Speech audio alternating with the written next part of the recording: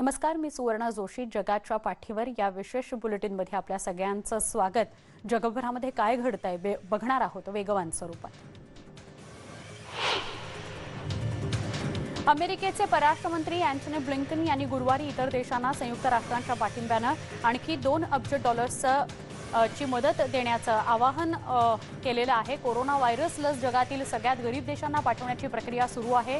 या कार्यात श्रीमंत देशांचा मोठा वाटा आहे. युनायटेड स्टेट्स तथाकथित कोवॅक्स कार्यक्रमाकरता आधीच उभारलेल्या $6.3 अब्ज ची जुळवाजुळव करण्याकरता राष्ट्रपती, पंतप्रधान आणि इतर मान्यवरांनी एक ऑनलाईन कॉन्फरन्सचं आयोजन केलं होतं. या कार्यक्रमाद्वारे अलीकडच्या काही महिन्यांमध्ये 92 अल्प, मध्यम आणि मध्यम उत्पन्न असणाऱ्या देशांना लस देण्यास सुरुवात झालेली आहे. फ्रान्समधील कोरोना व्हायरसमुळे मृत्युमुखी पडणाऱ्यांची संख्या दिवसेंदिवस वाढत चालली आहे. गेल्या वर्षभरात मृत्युमुखी पडणाऱ्यांची संख्या 1 लाखांच्या वर जाण्याची शक्यता आहे. फ्रान्स हा कोरोना रुग्णसंख्या वाढीत जगात 8व्या आणि युरोपमध्ये 3ऱ्या क्रमांकावरचा देश आहे. युरोपमध्ये प्रथम क्रमांकावर युनायटेड किंगडम आणि दुसऱ्या क्रमांकावर इटली आहे. स्वीडनमधील कोरोना व्हायरसचा कहर वाढतोच आहे. कोरोनाची 3री लाट असल्यामुळे रुग्णालयांमध्ये खूप मोठं आव्हान निर्माण झालंय. मध्यंतरी कोरोनाचा कहर काहीसा कमी झालेला पाहायला मिळत होता, मात्र आता पुन्हा आयसीयूमध्ये दाखल होणाऱ्या रुग्णांची संख्या लक्षणीय आहे. पहिल्या लाटेच्या वेळी होती त्याहून अधिक पाहायला मिळते. स्वीडनमध्ये सुरुवातीला कोरोनामुळे असंख्य लोकांचा बळी गेल्याचं आपण पाहिलं होतं. आता पुन्हा तशीच परिस्थिती निर्माण होत असल्यामुळे इथल्या आरोग्य विभागाची चिंता वाढली आहे. गरिबांचा दाता अशी ओळख असलेल्या ग्रँड रब्बी स्टीनर सजे यांच्या समाधीस्थळावर गुरुवारी हजारो सनातनी ज्यू अनुयायांनी गर्दी केली होती. 1925 मध्ये या दिवशी त्यांचा मृत्यू झाला होता. तेव्हापासून त्यांचे अनुयायी दरवर्षी 15 एप्रिलला त्यांच्या पुण्यतिथीनिमित्त त्यांच्या समाधीस्थळी एकत्र होतात. ग्रँड रब्बी स्टीनर सजे यांचं वास्तव्य हंगेरियातलं एक छोटंसं गाव बोड्रोग केरेस्तूर या गावात होतं. ते प्रसिद्ध धार्मिक नेते होते. त्यांची शुद्ध जीवनशैली आणि गरिबांना मदत करत राहण्याची बांधिलकी होती. जगात कोरोनाशी लढत असताना सध्याची परिस्थिती आपत्कालीन परिस्थिती आहे, असं देशातील अव्वल दर्जाचे संसर्ग रोग तज्ज्ञ आणि रोग नियंत्रण आणि प्रतिबंधक केंद्राचे संचालक डॉक्टर रिचेल वॉलेन्स्की यांनी इशारा दिला आहे. कोरोनाला प्रतिबंध करण्याबाबत झालेल्या बैठकीत ते असंही म्हणाले की सध्या अत्यंत सहजतेनं आणि वेगानं कोरोना पसरत असल्यानं संक्रमण रोखण्याचं आव्हान अधिक कठीण बनलेलं आहे. कोरोना पसरण्याचा वेग आणि कोरोनाचा बदलता स्ट्रेन पाहता आपल्याला त्वरित, सुरक्षित आणि न्याय्य लशीची गरज आहे. गुरुवारी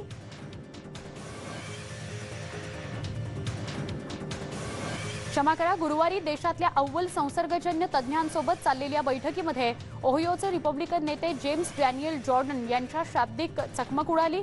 कोरोना अधिकाधिक फैलावतोय, कमी होत नाहीये, हा संघर्ष कधीपर्यंत सुरू राहणार, व्यवहार अर्थचक्र पुन्हा गतिमान कधी होणार, असे अनेक प्रश्न विचारत जॉर्डन उद्विग्न झाले. नॉर्वे सरकारनं गुरुवारी ॲस्ट्राझेनेका लस देण्याबाबतचा निर्णय पुढे ढकलला आहे. देशातल्या सार्वजनिक आरोग्य संस्थेनं बुधवारी लसीकरण मोहिमेतूनच ॲस्ट्राझेनेकाला वगळलेलं आहे, पण तरीही नॉर्वे सरकारनं अजून निर्णय घेतलेला नाही. या लसीचा पहिला डोस दिल्यानंतर काहींमध्ये रक्ताच्या गुठळ्या होत असल्याचं निदर्शनास आलं होतं. त्यामुळे 11 मार्चला नॉर्वेनं ॲस्ट्राझेनेकाचं लसीकरण थांबवलं होतं. सरकार सहसा अशा सूचनांचं म्हणजे तज्ज्ञांकडून आलेल्या सूचनांचं पालन करते, पण नॉर्वेनं ॲस्ट्राझेनेकाचा जनतेच्या आरोग्यावर काय परिणाम होईल याचा तपास करण्याची मागणी लावून धरली आहे.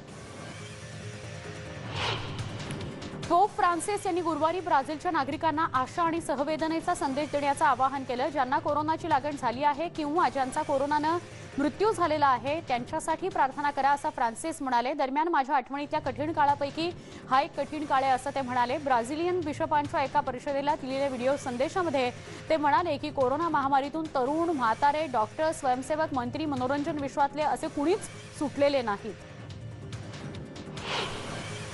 कॅलिफोर्नियामध्ये गुरुवारी मोठ्या निर्णयाची घोषणा करण्यात आली. 16 वर्ष आणि वरील सगळ्यांना कोरोनाची लस दिली जाणार आहे. सॅन फ्रान्सिस्कोच्या खाडी क्षेत्रातलं अल्मेडा काउंटीतलं युनियन सिटी हे शहर जिथं राज्यपाल गॅविन न्यूसम बोलत होते. कॅलिफोर्नियामध्ये 15 एप्रिल हा दिवस नो टॅक्स डे म्हणून घोषित करण्यात आला. त्या कार्यक्रमात बोलताना त्यांनी ही घोषणा केली. सेंट विन्सेंट शहरातला ला सॉफ्टवेअर ज्वालामुखी पुढचे काही दिवस, काही आठवडे असाच धुमसत राहील अशी शक्यता वर्तवण्यात येते आहे. त्यामुळे राजधानीचं शहर किंग्स्टाऊन इथं नागरिकांमध्ये भीती वाढतीये। सध्या शासकीय निवाऱ्यामध्ये 4000हून अधिक जणांनी आश्रय घेतलाय, तर 6000हून अधिक घरं रिकामी करण्यात आलेली आहेत, असा सरकारी आकडा आहे। या आश्रयस्थानांवर आता मोठी चणचण जाणवू लागलेली आहे। प्रचंड पसरणाऱ्या राखेमुळे पाण्याची पाईपलाईन आणि गटार यंत्रणा बाधित झालेली आहे। त्यामुळे आता या निवारा केंद्रांना पाण्याची कमतरता भासू लागली आहे। अमेरिकेचे अध्यक्ष जो बायडेन यांच्या प्रशासनाने देशातील निवडणुकीतील हस्तक्षेप, हॅकिंग मोहीम आणि इतर दुर्भावनायुक्त कारभारावरून रशियाच्या काही अधिकाऱ्यांवर कारवाई केली आहे। तसंच काही रशियन कंपन्यांवर निर्बंध सुद्धा घालण्यात आले, पण या निर्बंधांमुळे आपण अस्वस्थ असल्याचं रशियाच्या नागरिकांनी म्हटलंय। रशियन हॅकर्सचे गोंधळ वाढवणारे कोड यासह व्यापकपणे वापरलेलं सॉफ्टवेअर संक्रमित केल्याचं मानलं जात आहे।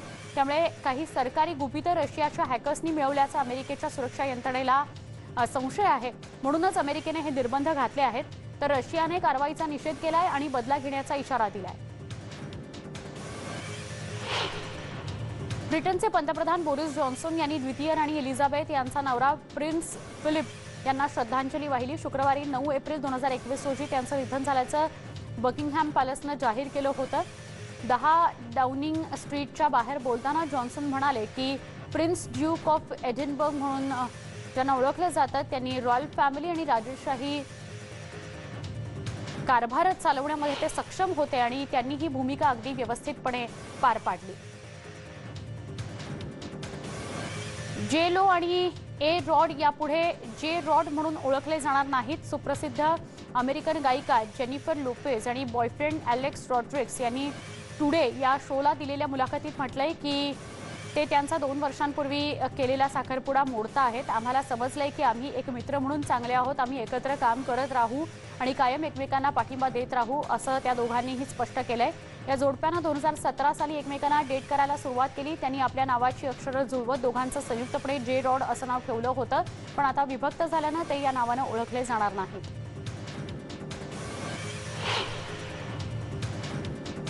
गुरुवारी व्हिएन्ना इथं पुन्हा एकदा इराणबरोबर अमेरिकेने ऐतिहासिक आण्विक कराराबाबत चर्चा केली। या चर्चेत 2015ला केलेल्या कराराचं नूतनीकरण करण्याच्या उद्देशानं ही महत्त्वपूर्ण चर्चा गुरुवारी पार पडली। तेहरानला कशाप्रकारे अण्वस्त्रांच्या बाबतीत मर्यादा घालून दिली जाऊ शकते याचा देखील यावेळी विचार करण्यात आला। ग्रीसचे परराष्ट्र मंत्री गुरुवारी अंकारा इथं 2 नाटो मित्र देशांच्या संबंधांबद्दल बोलण्यासाठी गेले होते। यामुळे शेजारील देशांसोबत असलेला तणाव कमी होण्यास मदत होईल असा त्यांचा उद्देश होता।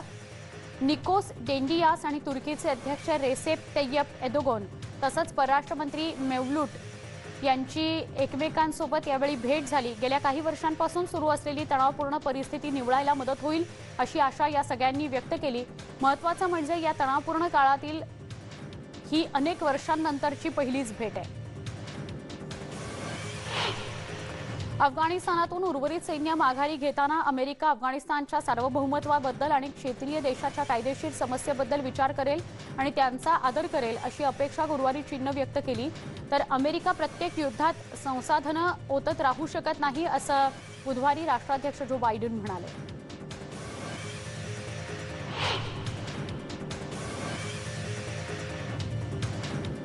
फ्रान्सच्या संसदेनं पोलीस अधिकारांचा विस्तार करणारं एक सुरक्षा विधेयक गुरुवारी संमत केलं।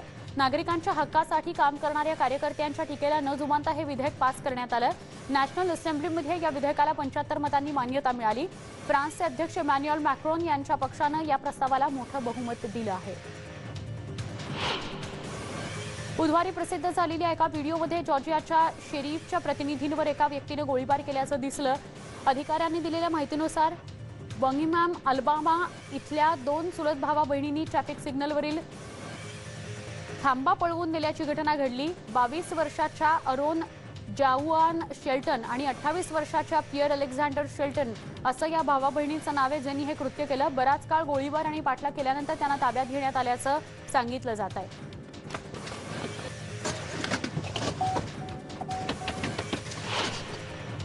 गुरुवारी पाकिस्तानचे गृहमंत्री शेख रशीद अहमद म्हणाले की पाकिस्तानात राहणारे फ्रेंच नागरिक सुरक्षित आहेत आणि त्या पाकिस्तानच्या वतीनं योग्य सुविधा पुरवली गेली आहे। इस्लामिक राष्ट्रातील कट्टरपंथी नेते साद रिझवी यांच्या अटकेनंतर फ्रान्स विरोधी हिंसाचार उफाळल्यावर पाकिस्तानमधील फ्रेंच दूतावासानं गुरुवारी आपल्या सगळ्या नागरिकांना आणि कंपन्यांना तात्पुरते देश सोडून जाण्याचा सल्ला दिला होता। इस्लामच्या प्रेषित मोहम्मद यांचे चित्रण प्रकाशित केल्याबद्दल फ्रेंच राजदूत मार्क बार्टी यांना हद्दपार न केल्यास निषेध करण्याची धमकी रिझवी यांनी सरकारला दिली होती, त्यामुळे रिझवी यांना अटक करण्यात आली। युक्रेनचे परराष्ट्र मंत्री डिमेट्रो कुलेबा यांनी गुरुवारी कीवमधील लात्विया, लिथुआनिया आणि एस्टोनियाच्या परराष्ट्र मंत्र्यांशी चर्चा केली। यावेळी युक्रेनच्या पूर्वेकडील भागात वाढणारा तणाव आणि सीमेपलीकडे रशियन सैन्याच्या उभारणीविषयी चर्चा करण्यात आली। कुलेबा यांनी बाल्टिक राज्य आणि इतर पाश्चात्य मित्र देशांना युक्रेनला पाठिंबा व सहाय्य वाढवावं असं आवाहन केलंय। अमेरिकेचे परराष्ट्र मंत्री अँटनी ब्लिंकन यांनी गुरुवारी अफगाणिस्तानचा दौरा केला। हा दौरा अघोषित होता। तिथे त्यांनी अफगाणिस्तानचे अध्यक्ष अशरफ यांनी आणि अन्य अफगाण नेत्यांची भेट घेतली। अमेरिकेचे अध्यक्ष जो बायडेन यांनी सगळ्या अमेरिकन सैन्य देशातून मागे घेण्याच्या आणि अमेरिकेचे प्रदीर्घकाळ चालणारे युद्ध संपवण्याच्या निर्णयावर अफगाण नेत्यांशी संवाद साधला आणि समाधान व्यक्त केलं। बायडेन प्रशासन त्यांच्या सामान्यीकरणाच्या धोरणाविरोधात वागत आहे। त्यांच्या आक्रमक कृतीला किंवा निर्णयाला रशियाचा विरोध आहे असं रशियानं गुरुवारी स्पष्ट केलं। वॉशिंग्टनमध्ये 10 रशियन अधिकाऱ्यांना हद्दपार करणे आणि क्रेमलिन यांनी गेल्या वर्षी झालेल्या अध्यक्षीय निवडणुकीत हस्तक्षेप करण्याबाबत त्यांना जबाबदार धरणे, अनेक कंपन्यांवर कठोर जाचक निर्बंध लावणे याला उत्तर देताना किंवा याचा विरोध करताना रशियाच्या परराष्ट्र मंत्री मारिया झाखारोवा बोलत होत्या। अमेरिकेचे राष्ट्राध्यक्ष जो बायडेन यांच्या घोषणेनंतर पुन्हा एकदा गुरुवारी अमेरिकेच्या परराष्ट्र सचिव अँटनी ब्लिंकन यांनी प्रमुख अफगाण राजकारण्यांना हे आश्वासित केलं की आम्ही आमच्या घोषणेवर ठाम आहोत। 9/11 हल्ल्याला 20 वर्ष झाल्याच्या पार्श्वभूमीवर 2500 म्हणजे 2500 अमेरिकन सैनिक परत बोलावले जाणार आहेत। अमेरिका अफगाणिस्तानचा खंबीर भागीदार बनेल असं ब्लिंकन यांनी गुरुवारी काबूल इथं स्पष्ट केलं। सध्या रशियाच्या तुरुंगात असलेले विरोधी पक्षनेते अलेक्सी नवेल्नी यांना गुरुवारी कोरोना नियमांचं उल्लंघन करण्याबाबत दोषी ठरवण्यात आलं। त्यांना 1 वर्षाच्या सक्रिय समाजसेवेची शिक्षा सुनावण्यात आली आहे। मॉस्कोमधील कोर्टानं नवेल्नी जबरदस्तीनं आपल्या संशयित गुप्तहेर असलेल्या नातेवाईकाच्या घरी जाण्यास प्रतिबंध केला, तरी जबरदस्तीनं घुसले असा आरोप करत त्यांना दोषी ठरवलं आहे। यापूर्वी नवेल्नी यांनी त्यांना विषबाधा झाल्याचा तपशीलही लपवून ठेवला होता असंही सांगण्यात आलं। इराणबरोबर अमेरिकेने केलेला महत्त्वाचा आण्विक करार माजी राष्ट्राध्यक्ष डोनाल्ड ट्रम्प यांच्या काळात रद्द करण्यात आला होता, पण आता दोन्ही देशांमधल्या वाटाघाटी लवकरात लवकर सुरू व्हाव्यात असे प्रयत्न सुरू आहेत। ही चर्चा सुरू होण्याआधीच अमेरिकेने इराणवरचा दबाव आणखी वाढवला होता। दरम्यान अमेरिका आणि इराणच्या दरम्यान फ्रान्स, जर्मनी, ब्रिटन, चीन आणि रशिया हे देश सुद्धा सहभागी होणार आहेत। यामुळे चर्चा सकारात्मक होईल असा विश्वास जागतिक समूहाला वाटतो आहे। गुरुवारी रशियाचे पंतप्रधान मिखाईल मिस्टीन यांनी मॉस्को इथं लिबियाचे पंतप्रधान अब्दुल हमीद देबी यांची भेट घेतली। या दोघांमध्ये लिबियाच्या दीर्घकालीन अंतर्गत संघर्षावर चर्चा झाली। लिबियाचे पंतप्रधान अब्दुल हमीद देबी यांनी म्हटलंय की रशिया लिबियाला सार्वभौमत्व आणि सुरक्षा प्रदान करण्यात मदत करू शकेल असा विश्वास आहे। डिसेंबरमध्ये होणाऱ्या सार्वत्रिक निवडणुकांच्या नंतर लिबियामध्ये शांतता नांदेल असा विश्वास पंतप्रधान अब्दुल हमीद देबी यांनी व्यक्त केला। युरोपियन युनियन कमिशनचे प्रवक्ते डॅनियल फेरी यांनी गुरुवारी म्हटलंय की युरोपियन युनियनच्या कमिशनचे उपाध्यक्ष मारोस सेफकोविक आणि ब्रिटिश ब्रेक्झिट वाटाघाटी डेव्हिड फ्रॉस्ट यांच्यात विविध महत्त्वपूर्ण विषयांवर चर्चा झाली। ब्रिटन ब्रेक्झिटमधून बाहेर पडल्यामुळे येणाऱ्या अडचणी आणि त्याबद्दलच्या विविध मुद्द्यांवर यावेळी चर्चा करण्यात आली। उत्तर ग्रीक शहर थेसलनिकी इथं शुक्रवारी निदर्शक आणि पोलीस यांच्यात झटापट झाली। विद्यापीठाच्या परिसरात पोलिसांना परवानगी देण्याच्या नव्या कायद्याचा निषेध करण्याकरता सुमारे 7000 लोकांनी मोर्चा काढला होता। मोर्चात सुमारे 7000 लोकांनी भाग घेतला, मात्र सुरुवातीला शांततापूर्ण सुरू असलेल्या या मोर्चाला गंभीर स्वरूप प्राप्त झालं। पोलिसांनी अश्रुधुराचा आणि स्टेन ग्रेनेडचा वापर करत या मोर्चेकऱ्यांना पांगवलं। व्हाईट हाऊसनं गुरुवारी स्पष्ट केलं की अमेरिकेचे अध्यक्ष जो बायडेन मेच्या उत्तरार्धामध्ये दक्षिण कोरियाचे अध्यक्ष मून जे इन यांना भेटणार आहेत। कोरोनाच्या महामारी दरम्यान सत्तेत आलेल्या जो बायडेन यांच्या आंतरराष्ट्रीय स्तरावरच्या नेत्यांची ही दुसरी भेट होणार आहे। बायडेन व्हाईट हाऊसमध्येच जपानच्या पंतप्रधानांना भेटून चर्चा करणार आहेत। अमेरिकेने रशियाच्या 10 राजनैतिक अधिकाऱ्यांवर कारवाई केली होती, त्यानंतर लगेचच ही घोषणा करण्यात आली। आपल्याला या कारवाईला जागतिक पाठिंबा मिळवण्याचा अमेरिकेचे बायडेन सरकार प्रयत्न करत आहे। प्रिन्स फिलिप यांचा मृतदेह शनिवारी विन्स्टर कॅसल इथं अंत्यदर्शनासाठी घेऊन जाणाऱ्या लँड रोव्हर हियर्सचं काल अनावरण करण्यात आलं। लँड रोव्हर डिफेंडर TD ही प्रिन्स फिलिप यांच्या संकल्पनेतली कार आहे। याच वाहनातून प्रिन्स फिलिप यांना अखेरची सलामी देण्यात येणार आहे। 2003 मध्ये लँड रोव्हरच्या फॅक्टरीमध्ये या खास गाडीची निर्मिती करण्यात आली होती। शनिवारी विन्स्टर कॅसल इथंच ड्यूक ऑफ एडिनबर्ग यांच्या पार्थिवावर अंत्यसंस्कार होणार आहेत। Royal navy, royal marine, army आणि रॉयल एअर फोर्समधील शेकडो सैनिक अंत्यसंस्काराच्या शेवटच्या अंत्ययात्रेमध्ये भाग घेतील। नाटोचे सहयोगी देश ग्रीस आणि तुर्की यांच्यात संबंध सुधारण्यासाठी बैठक पार पडली। दोन्ही देशांच्या परराष्ट्र मंत्री स्तरावर ही बैठक झाली। ग्रीक परराष्ट्रमंत्री निकोस डेंडायस आणि तुर्कीचे पंतप्रधान मेवलट कॅव्युसोग्लू यांच्याशी परस्पर संबंधांवर चर्चा करण्याकरता अंकारा इथं त्यांची भेट झाली। दोघांमध्ये प्रामुख्याने परस्परांमधला तणाव कमी करण्यावर चर्चा झाली। भूमध्य समुद्रात दर ग्रीसच्या हक्कांचं उल्लंघन करण्यात आलं तर तुर्कस्थानला निर्बंधांना सामोरं जावं लागेल असा इशारा यावेळी देण्यात आला। हाऊस मायनॉरिटीचे नेते केविन मॅककार्थी यांनी सांगितलं की देहव्यापाराच्या कथित आरोपांबद्दल रीप मॅट गॅझेट यांची सध्या चौकशी सुरू आहे। मात्र रीप मॅट गॅझेट दोषी असल्याचं सिद्ध होईपर्यंत ते निष्पाप आहेत। जर एखादा आरोप सिद्ध झाला तर त्यांच्यावर कारवाई केली जाईल असं देखील मॅककार्थी यांनी स्पष्ट केलं। जगाच्या पाठीवर या विशेष बुलेटिनमध्ये पुन्हा एकदा स्वागत। वळूया पुढच्या वेगवान घडामोडींकडे।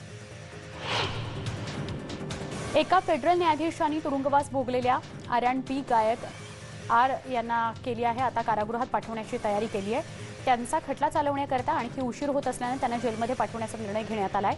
लैंगिक गुन्हेगारीच्या आरोपांच्या संदर्भात हा खटला आहे। याशिवाय आणखीही काही गुन्हे यांच्यावर करण्यात आलेले आहेत। त्या विरोधात ही याचिका दाखल करण्यात आली आहे ज्याची स्वतंत्र सुनावणी सुरू आहे। अमेरिकेतल्या काळ्या समुदायाचे राईट यांच्या कुटुंबियांनी एका कृष्णवर्णीयाच्या मृत्यूसाठी एका गोऱ्या पोलीस अधिकाऱ्याला दोषी ठरवल्याचे आरोप आहेत।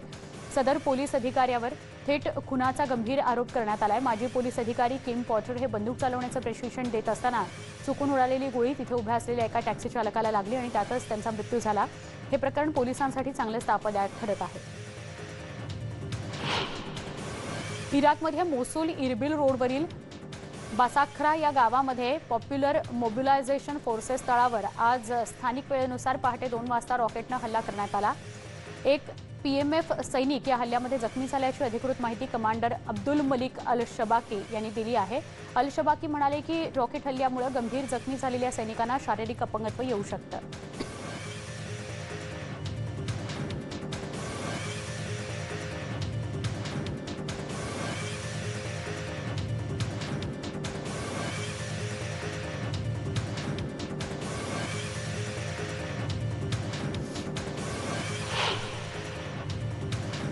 अमेरिकेच्या कॅपिटल पोलीस दलानं सर्वोच्च नियामक मंडळाच्या गुरुवारी झालेल्या बैठकीमध्ये पोलीस दलात मोठ्या सांस्कृतिक बदलांची गरज असल्याचं मत मांडलं।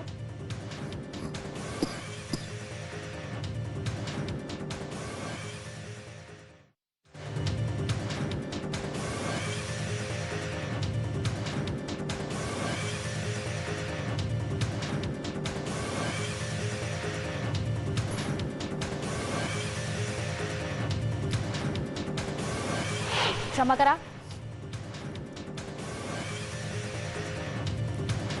आपल्या गायीच्या मदतीनं शेतात काम करणाऱ्या एका पेरूच्या पेड्रो कॅस्टिलो नामक उमेदवारानं आपण अर्थव्यवस्थेला चालना मिळवण्यासाठी प्रयत्न करणार आहोत तसंच सगळ्यांना लवकरात लवकर कोविड लस देणार आहोत असं वचन दिलं।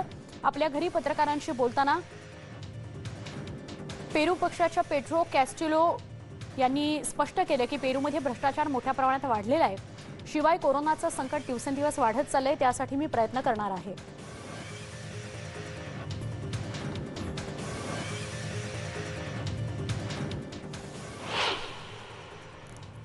क्युबा देशामध्ये एका बंगाल वाघिणीला 4 बछडे झालेत। यापैकी निळ्याशार डोळ्यांचं पांढऱ्या वाघाचं पिल्लू आहे। 12 मार्च रोजी या 4 गोंडस बछड्यांचा जन्म झालाय।